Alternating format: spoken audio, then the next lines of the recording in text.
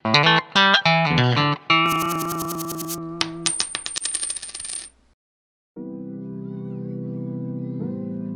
Sobat Cuan dimanapun Anda berada. Kali ini saya akan membahas analisa teknikal dalam saham. Apakah Anda bisa menebak arah pergerakan saham ini? Akan naik, sideways, atau turun? Pertanyaan kedua, kemana arah gerak saham yang ini? Pertanyaan ketiga. Jadi, inilah jawabannya.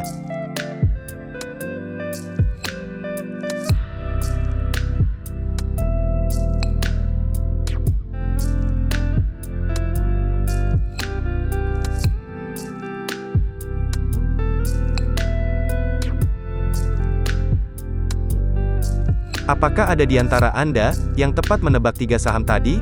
Saya yakin, sulit sekali menebak ketiganya dengan tepat. Jika kita menebak tanpa dasar, apa bedanya dengan perjudian? Itu bukan strategi yang benar untuk menganalisa pergerakan harga saham. Sehingga, Anda membutuhkan alat dan indikator yang dapat membantu Anda. Inilah fungsi analisa teknikal. Analisa teknikal adalah metode untuk membaca pergerakan harga, menggunakan data-data harga historisnya. Teknikalis percaya semua hal tentang market telah terkandung dalam harga. Semuanya tercermin di harga saham. Rangkaian harga-harga itu tercermin pada suatu grafik. Yang paling populer adalah grafik candlestick. Selain itu, ada juga line chart ataupun bar chart. Kita akan membahas candlestick di video terpisah.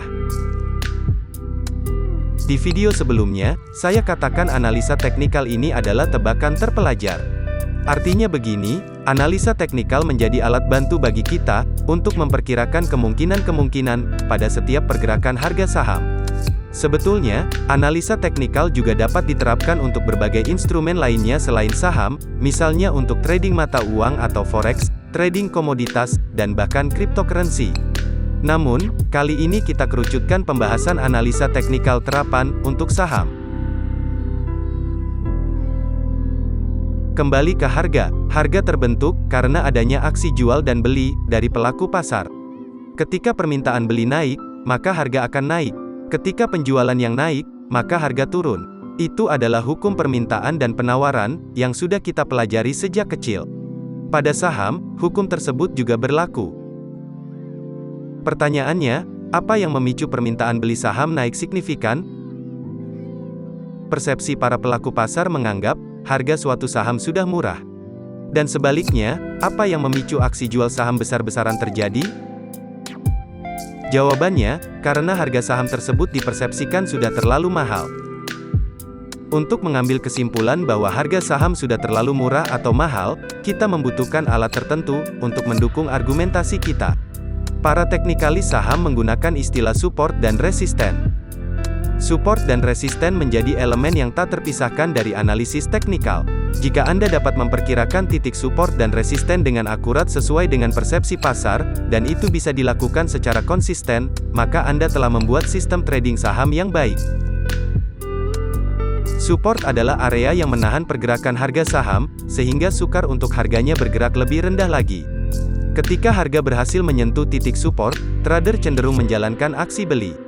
Sedangkan, resisten adalah area yang menahan gerakan harga saham, sehingga sulit untuk bergerak lebih tinggi lagi.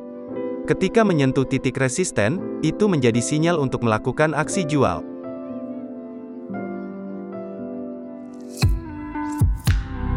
Titik support dianggap semakin kuat ketika di historisnya, harga terpantul lebih dari 1 kali, di area yang sama. Dan, semakin panjang horizon waktunya, dianggap menjadi titik support yang kuat. Para teknikalis lebih percaya pada area harga support dan resisten yang telah teruji berkali-kali selama periode waktu yang panjang.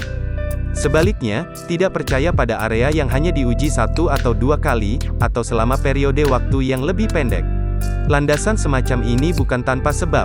Semuanya bermula dari dicetuskannya Dow Theory pada 1932.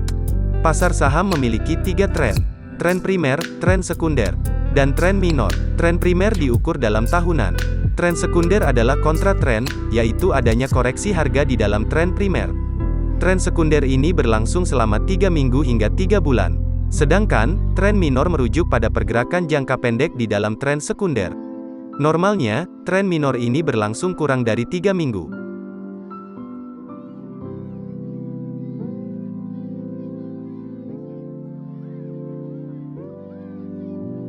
Dari fondasi teoritis tersebut, maka muncullah pasangan support mayor dan support minor, serta resisten mayor dan resisten minor. Dalam grafik saham, standarnya kita bisa memilih kerangka waktu intraday, harian, mingguan, ataupun bulanan. Yang biasa saya lakukan untuk menentukan support mayor dan resisten mayor, adalah dengan memilih kerangka waktu bulanan. Kemudian, saya pindahkan kerangka waktunya menjadi mingguan, untuk identifikasi support dan resisten pada kontra trennya. Yang terakhir, ganti kerangka waktu menjadi daily, atau harian.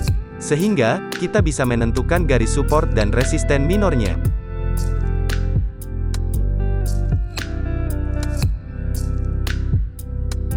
Ada kondisi di mana harga saham bergerak menembus support ataupun resisten harga historisnya.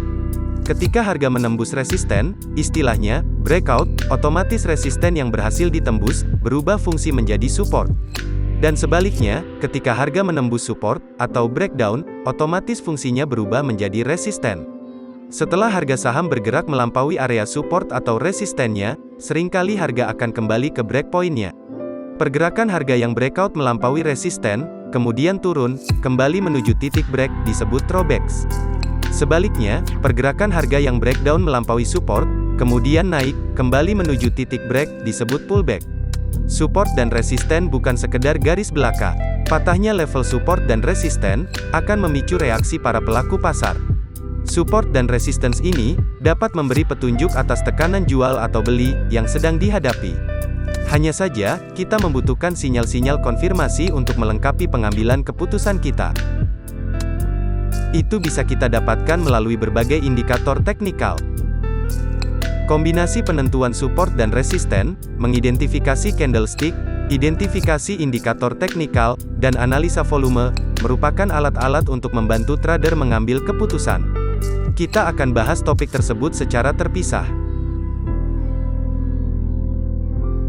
Selain menggunakan horizontal line dan trend line secara sederhana, kita juga bisa menentukan support dan resisten, menggunakan bantuan indikator-indikator teknikal lainnya.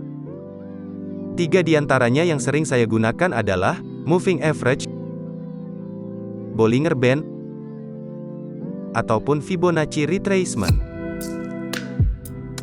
Kita akan membahas setiap indikator teknikal, di video terpisah.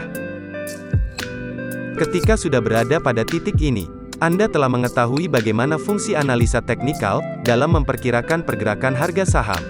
Selain itu, Anda juga telah memahami peran krusial support dan resisten, untuk menganalisa harga saham. Support dan resisten menjadi core of the core-nya analisa teknikal. Jadi, pastikan Anda rajin untuk melakukan backtesting. Sekian pengenalan analisa teknikal dari saya. Subscribe channel ini untuk selalu mendapatkan wawasan baru tentang investasi. Stay healthy, and happy investing!